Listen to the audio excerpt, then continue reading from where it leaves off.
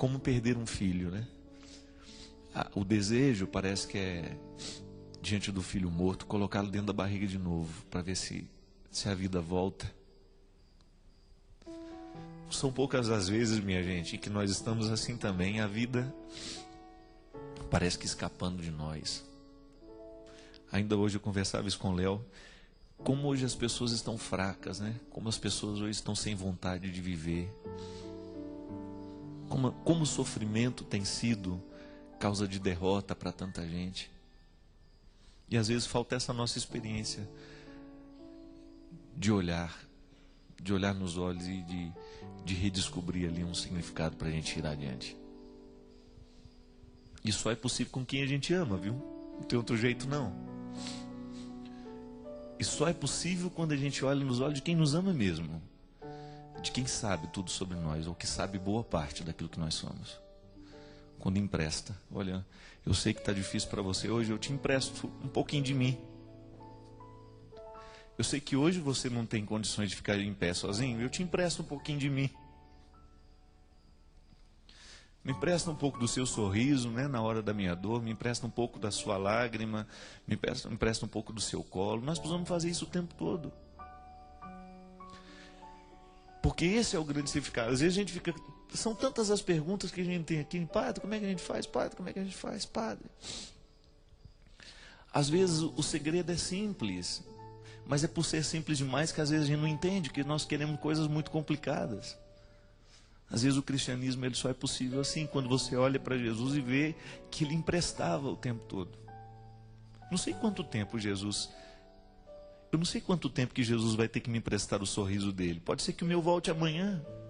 Mas enquanto eu não tenho, eu fico com o dele. Isso é o cristianismo. Eu não sei quanto tempo eu vou precisar da esperança de Jesus. Pode ser que amanhã a minha volte, eu devolvo a dele. Mas isso é o significado mais bonito. Jesus olhava as pessoas e emprestavam para ela o que faltava. Assim como na vizinhança, né? Nas vizinhanças mais próximas. Me empresta uma colherzinha de açúcar. Para eu terminar de adoçar o café aqui. Me empresta uma colherzinha de sal, senão não tem como terminar o almoço. Quantas vezes eu ouvi isso lá em casa? As vizinhas, a minha mãe com as comadres, uma emprestando para a outra o tempero que faltava para terminar o almoço. Só que às vezes, minha gente, os temperos que nós precisamos são outros hoje. Hoje, às vezes, o que falta no nosso armário não é material. Hoje o que falta dentro das nossas panelas muitas vezes não é a comida. O que falta na nossa vida não é o material só. Mas aí a gente não sabe a quem pedir. Muitas vezes nós temos até liberdade de pedir materialmente alguma coisa a alguém. Mas quando isso entra no campo do espiritual, daquilo que os nossos olhos não podem enxergar, fica difícil. Como é que você vai chegar para alguém e falar, olha, me empresta a sua casa para hoje eu entrar e eu ficar aí quietinho com vocês? Assim como eu fiz essa semana, dei uma fugidinha, que eu precisava de uma casa, uma família, e fui onde eu sei que eu tenho. Não que na minha casa eu não tenha, porque ficava longe de onde eu estava. Mas quando você vai, para você ser mais um, quando você percebe que você está precisando ali de que alguém empreste para você um pouco de fraternidade, e você não está tendo, busca.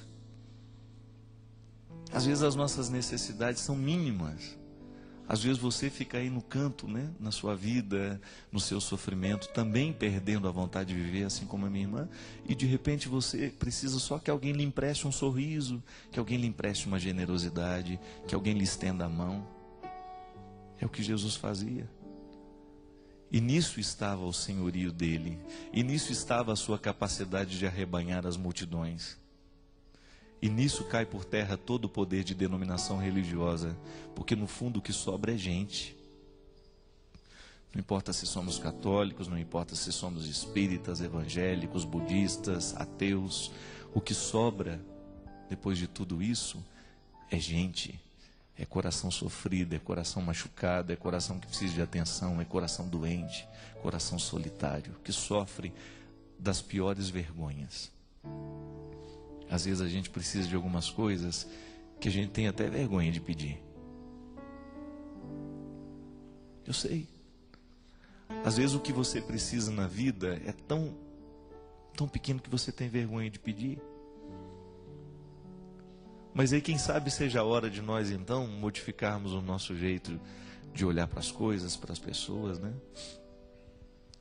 A minha mãe falou aqui agora, a frase que mais tem mexido comigo, que mais tem me motivado a ficar aqui nesse programa, com o cansaço que é, já cansei de partilhar isso com vocês, a minha vida não é brincadeira, minha vida não é fácil, são muitas viagens, são muitas pessoas o tempo todo, mas para mim é uma realização, porque ouvir isso, padre, assim como eu ouvi do Billy, me conta da irmã dele, da Lúcia, me dizendo assim, padre, a minha vida foi modificada depois do seu programa. O que modificou a vida daquela mulher? Não fui eu, não. Mas é aquilo que Jesus nos empresta aqui o tempo todo. Eu não tenho o que dizer.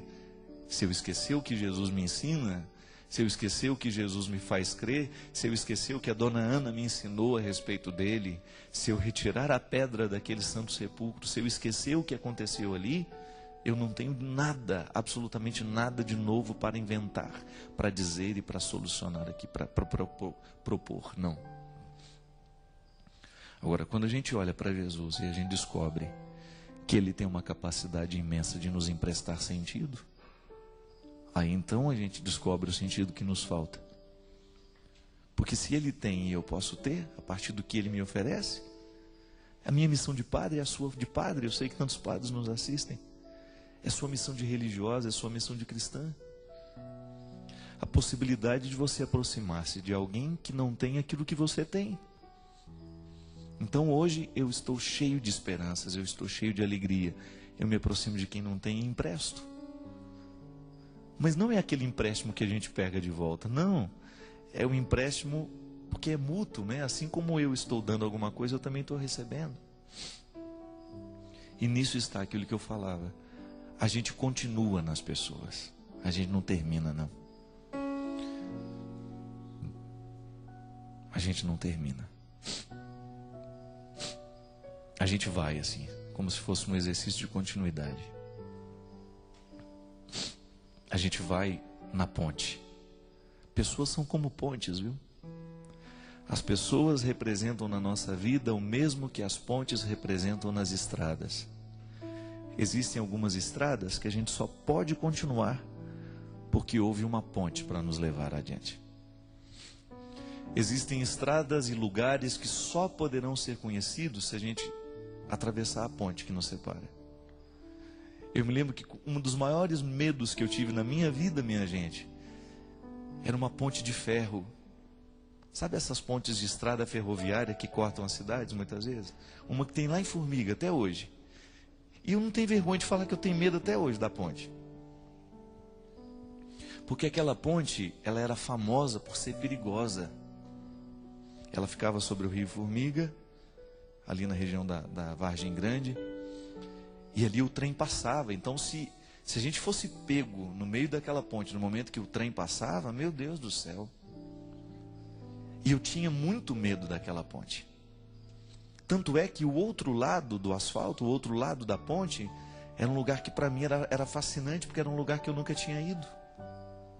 Eu me recordo que a primeira vez que os meus irmãos me pegaram no colo, eu me lembro que foi o Camilo que estava comigo. Ele ia muito naquela região, para ir na casa do Mazinho, um amigo dele lá. Quando ele me colocou no colo, estava ele, mais um monte de amigos dele, mais alguns meus. Ele me fez atravessar a ponte, mas ele me levou no colo. E eu olhava para baixo, aquele medo, aquele pavor de olhar aqueles vãos, né? A ponte de ferro, ela é cheia de vãos. E aquelas toras de madeiras por onde passa em cima vai o trilho. Se o meu irmão não tivesse me colocado no colo, eu jamais teria tido coragem de atravessar. Por isso eu digo, pessoas são como pontes, que nos ajudam a atravessar, que nos ajudam a superar o medo, que nos ajuda a ir adiante. Pode ser que em muitos momentos da sua estrada, você não vá adiante porque você tem medo da ponte. Não tenha medo. Depois daquela ponte existe uma realidade que você só vai conhecer se você tiver coragem de ultrapassar, de vencer o medo que lhe paralisa. Medos muitas vezes têm o poder de nos paralisar. Mas a ponte está ali. E enquanto você temê-la, você não vai conseguir chegar do outro lado. Então não tenha medo. Desafie-se a chegar lá. Há muitos lugares que estão preparados e reservados para você. E Deus faz questão de colocar você no colo e de fazer você chegar lá. Com a força de seu Filho Jesus, que é um especialista em humanidade. Jesus é especialista em humanidade. Jesus é especialista em atravessar pontes perigosas. E nós vamos com Ele. Obrigado. Obrigado por esses 3 anos em que você esteve conosco. De repente, se você conheceu há pouco tempo, obrigado pelo tempo que você esteve. Pelas pontes que nós juntos atravessamos. E desde já agradeço pelas inúmeras pontes que ainda iremos, com certeza, pelo poder de Deus em nós, atravessarmos juntos. Derrame o Deus Todo-Poderoso sobre a sua vida, a sua bênção. Ele que é Pai, Filho e Espírito Santo. Amém.